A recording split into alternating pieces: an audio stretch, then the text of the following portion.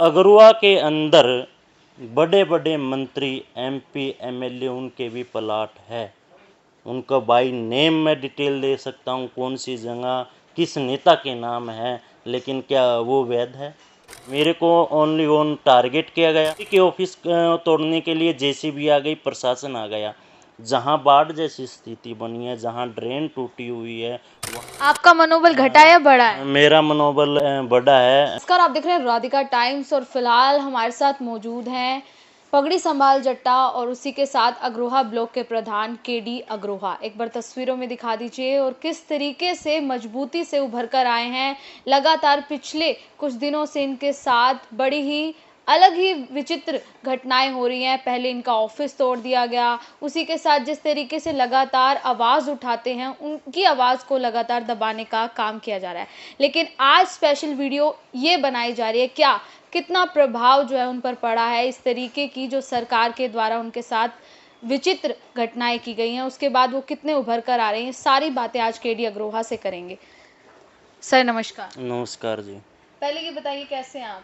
बिल्कुल बढ़िया, पहले से और ज़्यादा अच्छा जी। मतलब अब लग रहा है कि ऐसा हुआ है तो अब और उभर कर आना चाहिए। देखो, लाइफ के अंदर उतार चढ़ाव आते रहते हैं। जिस तरीके का हमारे ऊपर दबाव बनाने का प्रयास किया, उतनी मजबूती के साथ हम खड़े होंगे और जैसे पहले लोगों की मदद करते थे, उससे ज़्यादा हम अब और जनता के बीच में रहेंगे और ज़्यादा मदद करेंगे लोगों की।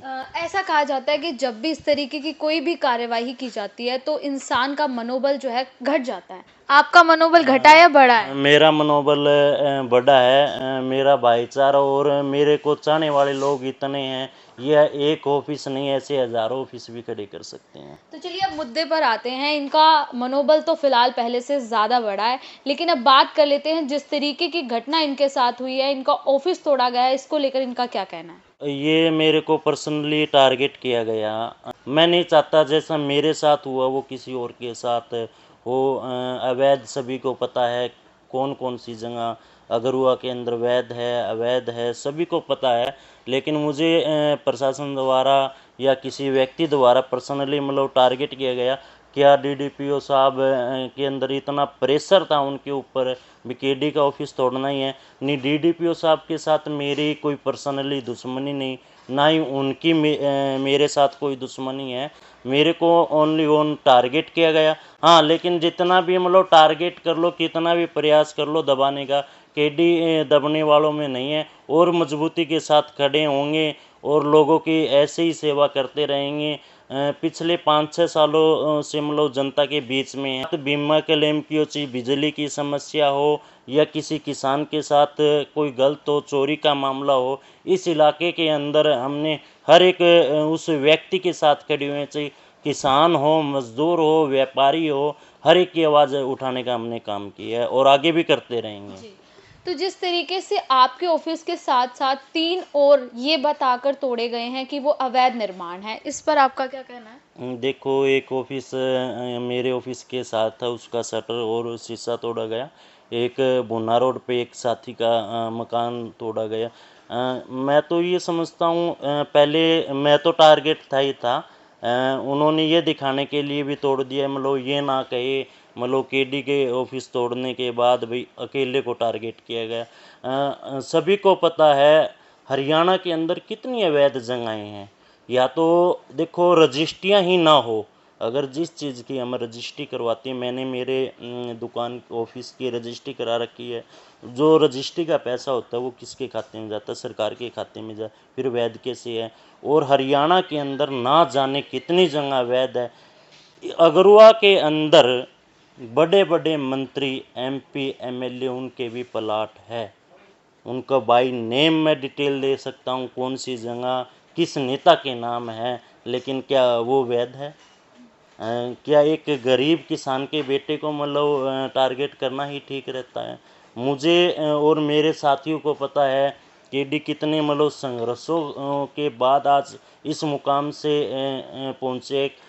शायद कुछ लोग ये भी चाहते हो एक गरीब किसान का बेटा अगर आगे बढ़े तो उसको कैसे दबाया जाए। मैं तो ये मानता हूँ भाई नीचे ज़मीनी स्तर से मैं उठकर आज यहाँ तक पहुँचा हूँ, तो कैसे ना कैसे इस इंसान को दबाया जाए ताकि ये आगे और मजबूती के साथ ना खड़ा हो सके। केडी के ऑफिस तोड़ने के लिए जेसीबी आ गई, प्रशासन आ गया। जहाँ बाढ़ जैसी स्थिति बनी है, जहाँ ड्रेन टूटी हुई है, वहाँ प्रशासन और जेसीबी क्यों नहीं पहुँच रही? वो उधर लोगों के घर डूब रहे हैं, क्या कसूर है उन लोगों का? उनकी मदद करो ना सरकार। जिसकी फसल खराब हुई उसको अच्छा बीमा और मुआवजा दो ना सरकार।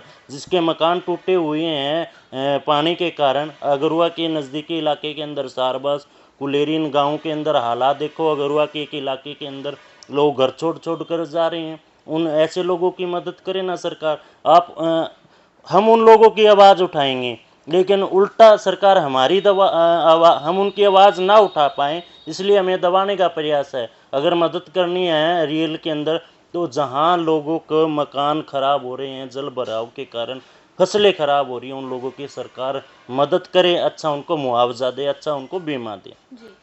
जिस तरीके से ये कार्रवाई एक बार हो चुकी है, क्या भविष्य में अगर इसी तरीके की कार्रवाई होगी तो आप लोग क्या करेंगे? ना ही तो डरने वाले, ना ही हम पीछे हटने वाले। हम लगातार एक बार तोड़े, दोबारा तोड़े, हम फिर बनाएंगे ऑफिस। किसी दबाने से ये नहीं होगा। एक ऑफिस तोड़े हम 2 बनाएंगे, 2 तोड़ेंगे हम 4 बनाएंगे। हम पीछे नहीं हटने वाले। हम लगातार और मजबूती के साथ खड़े होंगे, और जो हमारी टीम है, जो भाईचारा है, लोगों का इतना प्यार है मेरे प्रति, वो मुझे कहीं ना कहीं आगे रखेंगे, मुझे दबने नहीं देंगे। मुझे जो लोग चाहते हैं, जो अच्छी तरीके से जानते हैं, उनको अच्छी तरह से पता है केडी क्या है, केडी कैसा है, केडी किन संघर्षों के अंदर। मैं तो तभी पीछे नहीं हटा, तभी नहीं दबा, जब 13 महीने किसानों के हित के लिए लड़ाई लड़ने के लिए टिकरी बॉर्डर पर मैंने पूरे 13 महीने लगा दिए। भूख हड़ताल पर भी किसानों के हित के लिए बैठ गया। हिसार के अंदर 600 करोड़ रुपए बीमा हिसार डिस्ट्रिक्ट के किसानों को दिवाए, तब हमारे मुकदमे लगे, हम पीछे नहीं हटे। आवाज़ उठाने वालों पर हमेशा ही होता है, सरकार कोई भी हो, सत्ता में बैठे लोग हमेशा दबाव बनाने का प्रयास करते हैं और करते रहेंगे। लड़ने वाले लोग और आते रहेंगे। एक अकेला केडी नहीं, के अनेकों हरियाणा के अंदर केडी है। और सलाम करता हूँ उन सभी साथियों को जो मजबूती से हरियाणा के अंदर किसान मजदूर भाई की आवाज़ उठाते हैं और लोगों के हितों के लिए लड़ते हैं। कितना प्यार अब आपको अग्रोहा वासियों द्वारा मिल रहा है? गरुआ ही नहीं, पूरे हरियाणा से मेरे पास फ़ोन आ रहे हैं, साथी आ रहे हैं। अगरुआ मेरी जन्मभूमि है, मुझे गर्व है। मैं अगरुआ गांव के अंदर मेरा जन्म हुआ। पूरा गांव तन मन धन से मेरे साथ है। गांव के साथ साथ पूरा ग्वांड और पूरा हरियाणा, हर जगह से फ़ोन आए। आपको किसी प्रकार की ज़रूरत हो तो हम पूरी तरीके से आपके साथ है, केडी भाई पीछे नहीं। इतना उन्होंने मेरे को अंदर मतलब इतना हौसला और इतना साथ दे रहे हैं, उनका एहसान मैं कभी नहीं भूल सकता। और उन लोगों की वजह से आज केडी को ये नाम और पहचान मिली है। तो कभी भी मेरी भविष्य के अंदर किसी भी कोई ज़रूरत होगी तो मैं आगे भी जैसे पहले लोगों के साथ खड़ा था, आगे भी ऐसे ही खड़ा रहूँगा। जी। तो ये थे हमारे साथ केडी अग्रोहा, जो कि पगड़ी संभाल जट्टा और उसी के साथ अग्रोहा ब्लॉक के प्रधान हैं।